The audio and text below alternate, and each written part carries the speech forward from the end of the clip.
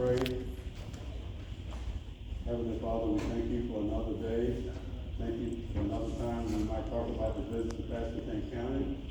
As we come this evening, we pray that as we discuss it, that we would all be concerned about everyone in Pasquotank County and concerned about their welfare, and remembering that we would want to do the best for all of them. So we pray that you would guide and direct us this evening. We also ask that you would bless our officials and that you would also bless those in the military, those that are protecting us by day and by night. And we pray that you would keep their families.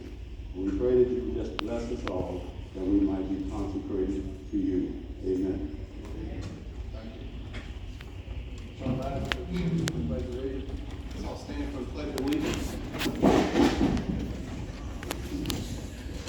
I pledge allegiance to the flag of the United States of America and to the republic for which it stands, one nation, under God, indivisible, with justice for all. At this time, we'll call for amendments to the agenda. Charles Jordan, if you would. We have several amendments to the agenda. Item 7C, approval of request to retire duty weapon, badge, and cell phone for retiring sheriff's office employee.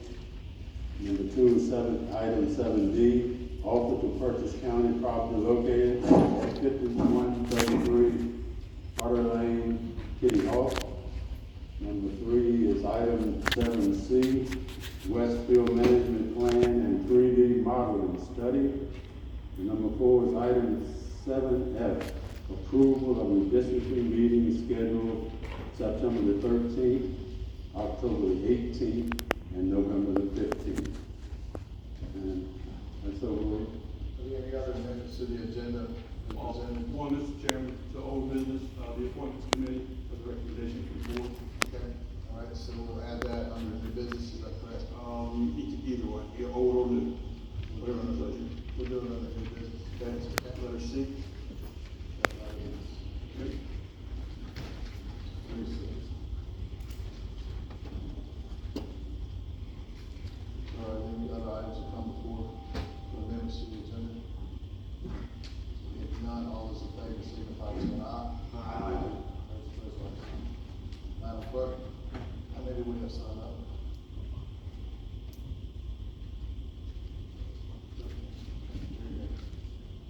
This time we'll call for public comments.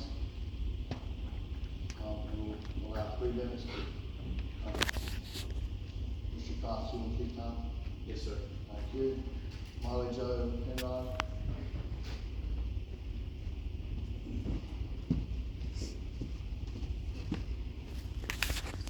Hello, I'm Molly Jo Penrod, and I came to talk about the Confederate monument that is still standing despite the vote to remove it a year ago. So everyone knows that it was erected and made and funded by the Daughters of the Confederacy. For those that don't know, the Daughters of the Confederacy formed in 1894, 41 years after the Civil War ended and the Confederacy lost. The Confederate monuments were erected as symbols of white supremacy during periods of U.S. history where Black American civil rights were under direct, severe attack. The Daughters of the Confederacy has direct ties to the KKK, so much so that in 1926, 61 years after the Civil War ended, the UDC, United Daughters of the Confederacy, constructed a memorial to them outside of Concord, North Carolina. It reads, in commemoration of the Ku Klux Klan during the Reconstruction period following the war between the states, erected by the Dodson-Ramseur chapter of the United Daughters of the Confederacy. In addition to memorializing the KKK with a statue, the UDC frequently gave speeches that defended slave owners and delegitimized and minimalized the cruelty of American slavery. Majority of these monuments were erected either on or near courthouse grounds, and according to Alicia Brooks of the Southern Poverty Law Center, erecting these monuments in these places was meant intentionally to remind Black Americans of the struggle and subjugation that would and continue to face in their fight for civil rights and equal protection under the law. The monuments are not about Southern heritage or pride, and I think we all get that by now. In 1954, following the landmark Brown versus Board of Education decision, there was an uptick in the number of colleges and schools named after Confederate soldiers and generals. Majority of these Confederate statues were erected years after the war was lost, and they had upticks during civil rights movements. So it's clear to me that these statues, again, a vast majority of which were erected years after the end of the Civil War, are intentional symbols of white supremacy meant to keep people of color intimidated in a country that is supposed to be the land of equal opportunity for all. And regarding the Confederate monument here in Elizabeth City, it was erected in 1911 and has faced no vandalism from the people and allies it directly insults. By contrast, the Black Lives Matter mural was defaced a mere 7 hours after its unveiling.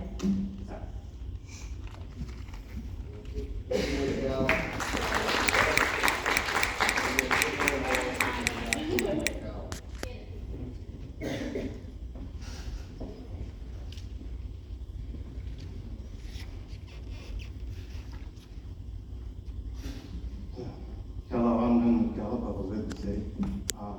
I just wanted to take a moment out to remind you why it needs to be removed and what is the difference between the Black Lives Matter mural and the Confederate statue. One has always suppressed our rights.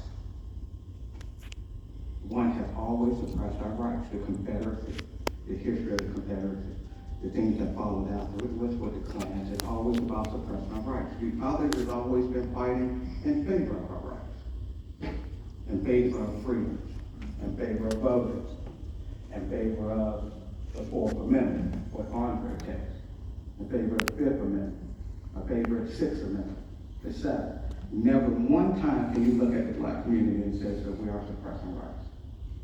When we stand up and fight, there's a right issue.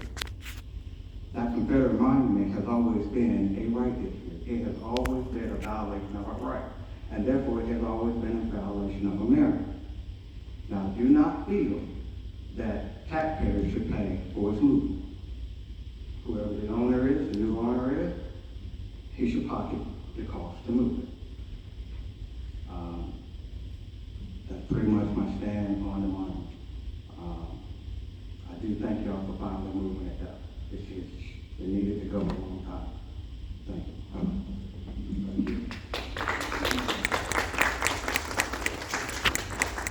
John Morrison and then Jessica Kelly.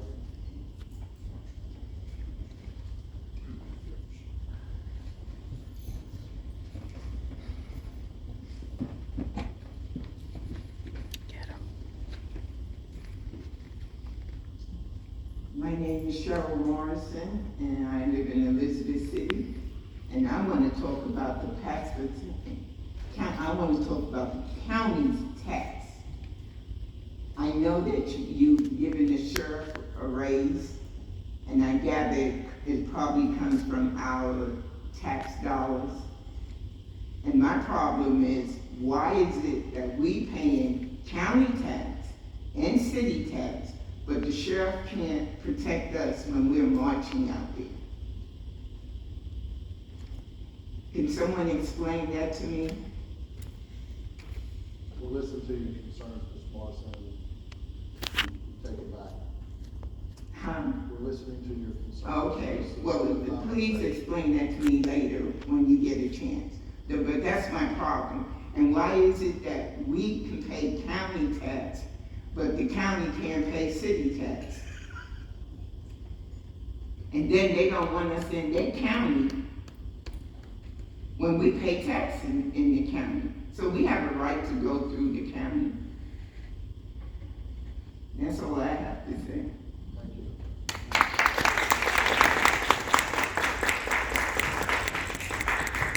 Jessica Kelly, and then there's Terry Davis.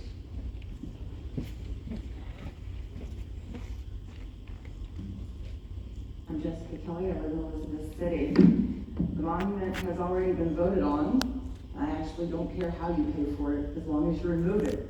The fact that we're having this conversation again because the Black Lives Matter mural speaks to the region's past racist roots and ever-present racist tree.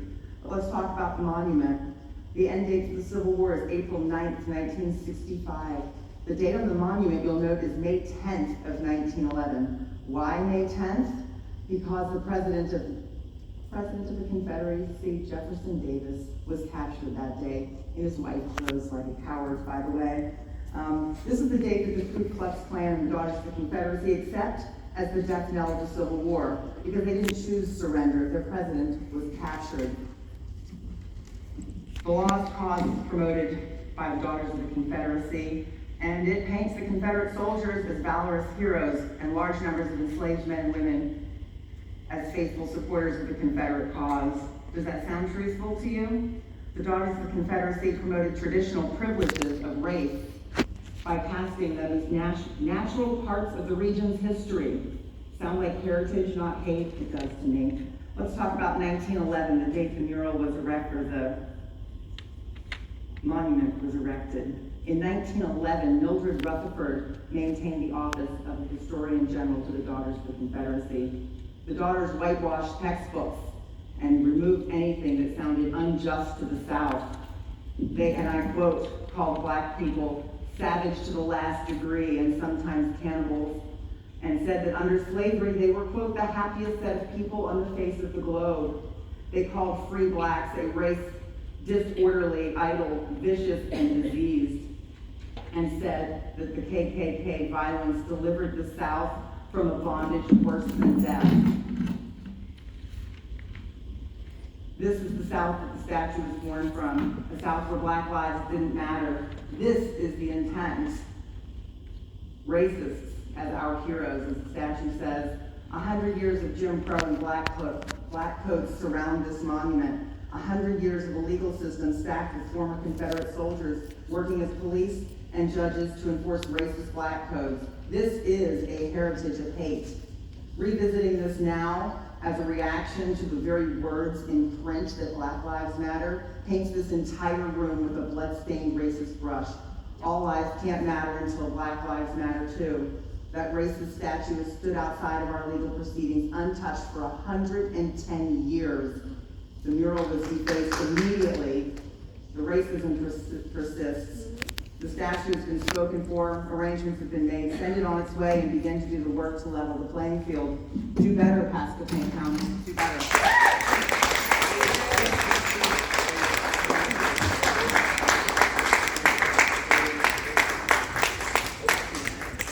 Terry Davis, and then after that it's Marcette Draper. My name is Terry Davis, and I live in Scarborough.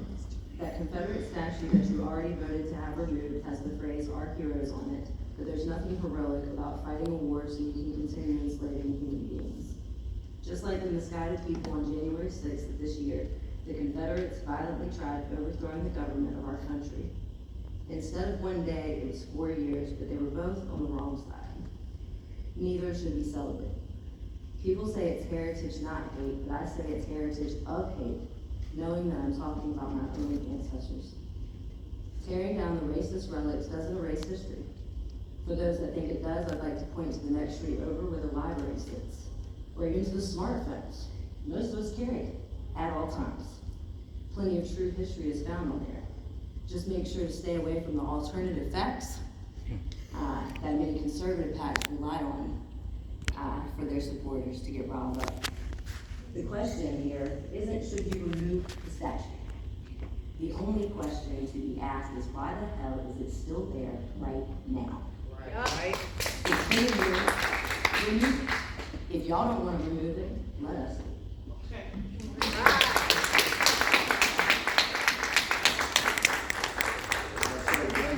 Then Andrea Rovenski.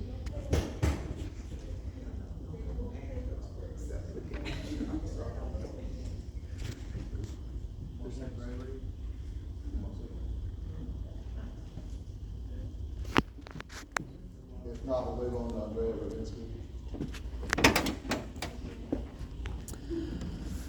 So $28,000 is not required to remove this statue. It could be removed a lot less costly to the taxpayers. I see no reason why we should be paying money to remove a statue that should have been removed 100 or so years ago. Also, approximately 1 in 10 high school seniors know what the Civil War was about. The Civil War was about slavery, enslaving human beings. So it is not a heritage, it is hatred, full stop. But only 1 in 10 high school seniors know about this hatred. I think the $28,000 should instead be spent on bettering our education so that people know why the statue is unacceptable. I yield my time.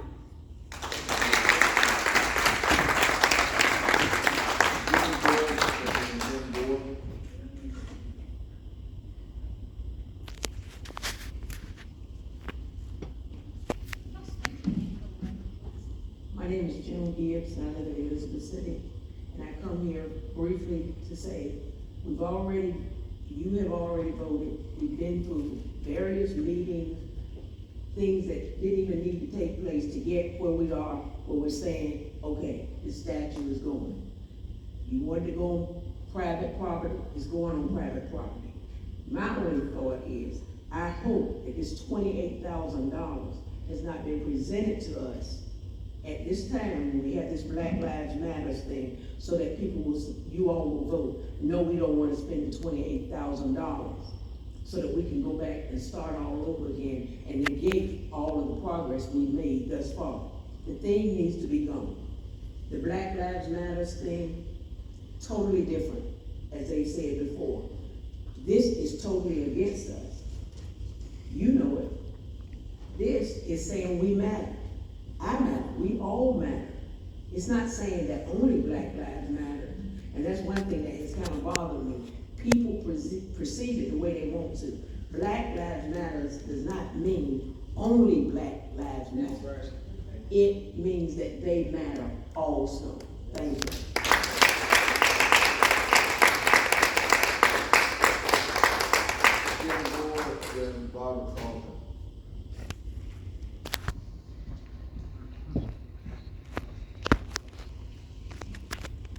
Thank you for giving us this time again.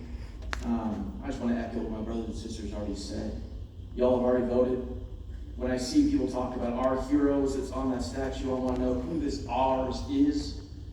Certainly not me. They are not my heroes.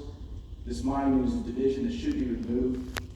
You have a price, get it out, or else find out. What's your name again, sir?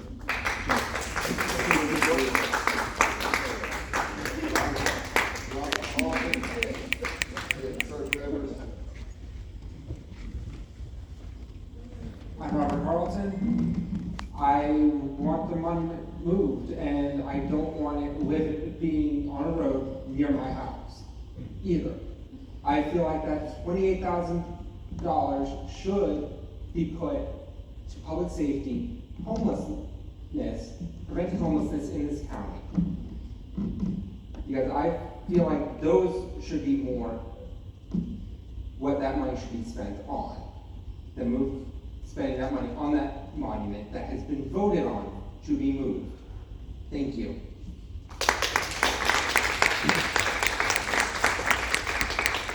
Kirk Rivers and then Warren Marshall.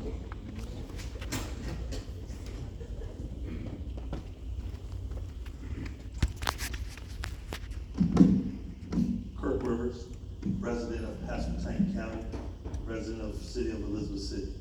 Stand before you tonight once again to talk about that we're glad that you opened up the meeting to hear from the constituency, those who live in the city and the county of Pasquotank County. As I come forth just to be mindful, and we've talked about the monument,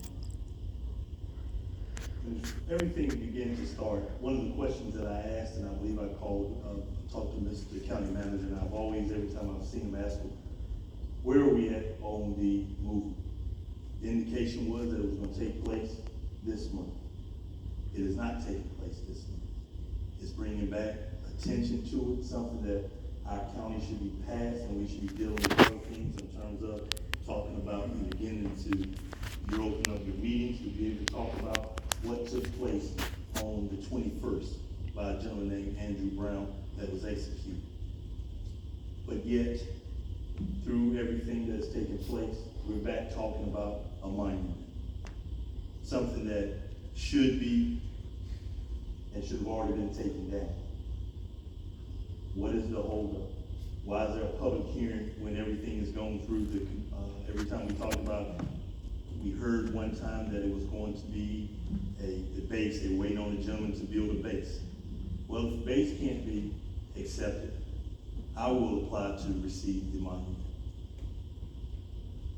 I have a piece of property, you can bring it and drop it off right there. We have no problem with that. If that's the holdup, or if you're gonna now say $28,000, we can't find it, or whatever the excuse may be, we need to move past that. We need to go ahead. That's already been something that's already been taken care of, and to revisit or bring it back up when I've heard specifically from the county manager that this was going to be taken down. And I believe he told me about the 14th of July. Somewhere, I'm not gonna hold him to a point, but he indicated that it was coming down in the month of July. And we still have about 18 days left. So we're just waiting, but then look at it and see it on the agenda for tonight, for the discussion, open comment, public hearing. Is it just for the $28,000, or is it to be left up? If the $28,000 does not come aboard, then what, will it just remain to stay, or is the resolution or the public hearing too? If it doesn't get $28,000, will it still be there for another year? Would that be the reason why you get justified to hold it up, to continue to be a symbol of hate, to continue to cause ill feel, to remind us about the past, that this Confederate monument that was erected, and we've heard today by the Confederate, the daughters, but we thank you. We hope that it'll be down by the next meeting in the month of July. Thank you very much.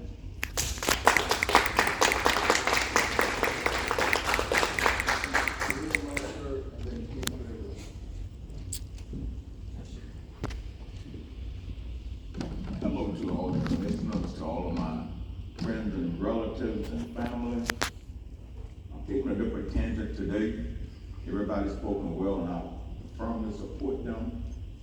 I'm here for a simple request. We want a park up there near Mill Pond Road. I don't think that's asking too much. My family's been in this community since the early 1800s. 2021, and we still don't have a swing set.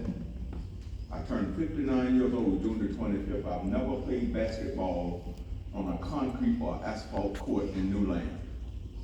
I had to come to Knobs Creek, to the boys club, or go somewhere else. From where I come, they say taxation without representation is tyranny. If we've been paying taxes for hundreds of years, Mr. Linwood Williams is building houses, and part of his commitment is he has to put a $500 recreation fee on every house that he builds, and we can't even get a park. I think that's ludicrous. If the dinosaurs had Jurassic Park, is asking America too much to give us a park. And they said that crime is going to be a problem. Well, we had a test run a few weeks ago on Mill Pond Road, had about 400 residents. And if you look at the police records, they never had to call the police. Not one piece of trash was left on the property. Everybody got together and cleaned up. My job was a hayride. Some people have never been on a hayride. Do you know how little it takes to have a hayride? One of my friends at home got 6 bales of hay. I took my trailer and my tractor and I pulled the kids through the fields until we got dusted. And nobody complained about noise, drinking, fighting. There was none of that. So for me to stand here with the Black Lives Matter movement, the Confederate statue to be removed, I think it's remiss that I have to ask for something as simple as a park. I'm still a big kid at heart. I don't ever want to grow up. And if that means having to stand here and tell you all that this is what we need, I'm going to keep doing it. Don't have many days left. I was in an accident Saturday night and got concussed. And my history is that I don't have many days left, but is it asking the panel too much to put this motion in action? I'm not asking for much. Cause we got our own equipment, we can do our own thing, we just want a place where we can go and relax. We don't want nothing else. Thank you for your time.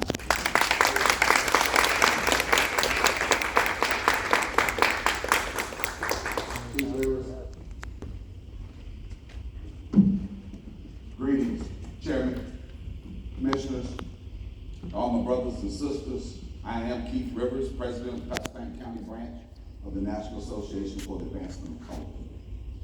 As I look in this room, one thing that we know is that we were all born of a woman. But those of us that are men will never know what it's like to bear children. Childbirth and pregnancy doesn't affect us as men. But we have to believe when our wives tell us that my feet hurt, that my back hurts, that I have a craving. And we do everything we can as men to make her as comfortable as possible because we want the best for that child and its mother. Well, as we stand before you as African Americans, those of you that are not African American cannot understand what it's like to be black. It doesn't affect you. But if you respect us as a race, not as an individual, you can't understand systemic racism. You can't understand when you can serve in the United States military for 21 years, can be working on your doctorate, getting your education, and every time you get fooled by law enforcement, you're on the phone calling somebody because you're afraid of what might happen. So therefore, if you respect us as a race, you don't have to understand because we know you can't. But if you respect us, you move the monument now. You don't hide from the issue of Andrew Brown being shot in the back of the head. That's clear. If someone broke in your house and you went to defend it and they were running out the door and you shot them in the back, charges will be brought against you. So what we're asking is move the monument. Take a look at the 300 policy in Pasquotank County on the use of deadly force and respect us as a race, that when we stand before you and we are telling you how offensive this is, we are telling you how hurt that we are as a community. If you want healing in this community, then you have accountability. You can't have healing and unity without justice. Right. It does not work. So we stand before you. Our brothers and sisters that have come up here who are not black, they understand what justice is and they're being truthful. They're being upfront. And as county commissioners, as elected officials, be upfront. Be at the forefront of change. The NAACP was here in the incept, and some of you remember when we first started asking about the removal of that monument. It's been almost 5 years. So again, respect us as a race and be at the forefront of change. Thank you.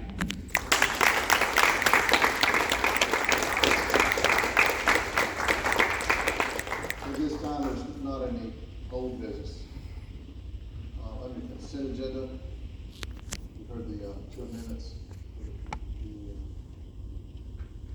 The 7A, B, C, D, E, and F. Motion to approve consent agenda with the added amendment. Second. We have a motion from Commissioner Overton, a second from Commissioner Jordan. Louder, okay. If there's no further discussion, all those in favor signify by saying aye. Aye. Those opposed, like sign. At this time, the discussion about the relocation of alignment and from the Special Projects Committee and their findings and recommendations. Florida, you want to start with this? Yes, Mr. Chairman, just to give a little background, on July 13, 2020, the board approved moving the monument to a non-public location and moved item forward to Special Projects Committee to find a suitable location and cost. At that time, the recommendation was to have the Special Projects Committee come up with a plan for moving it, and then it had to come back to the board for approval. So that's what we're doing tonight. On the June 7th, 2021 Special Projects Committee meeting, the committee voted unanimously to recommend the full board to move the Confederate monument to Mr. Warren Weidrich's property at 1371 Four Forks Road in Nixonton, using superior cranes at a cost of $28,000 to be paid out of contingency funds. And that would be the recommendation from the Special Projects Committee meeting. Mr. Attorney, is there any, legal standing on where this matter is right now with the Supreme Court? Nothing for open session. I mean, we've not discussed this. There you go. All right, so you've heard the Special Projects Committee, you've had the attorney says that any further discussion about this, there's a legal action pending that's being closed session. So at this time, we have members of the Special Projects Committee, they will respond to this. As a member of the committee, we deliberated on this in good faith moving forward with the vote we had last July. We've just been waiting for all the logistics to fall in order. And just for clarity, we brought it back to the 9th meeting because we had to. It wasn't brought up because of any, just as a coincidence of the time.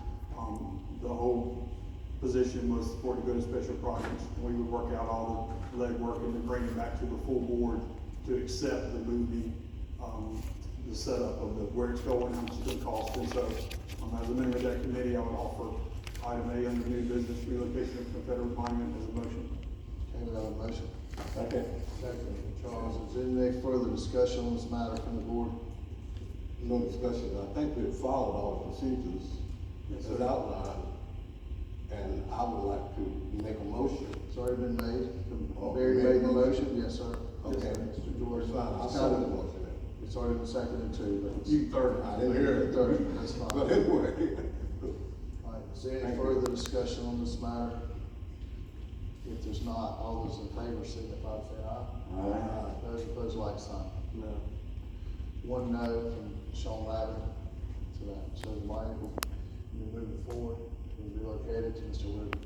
Weidrich's property on 4 Forks Road. All right, at this time, the resolution before us in the consideration of redistricting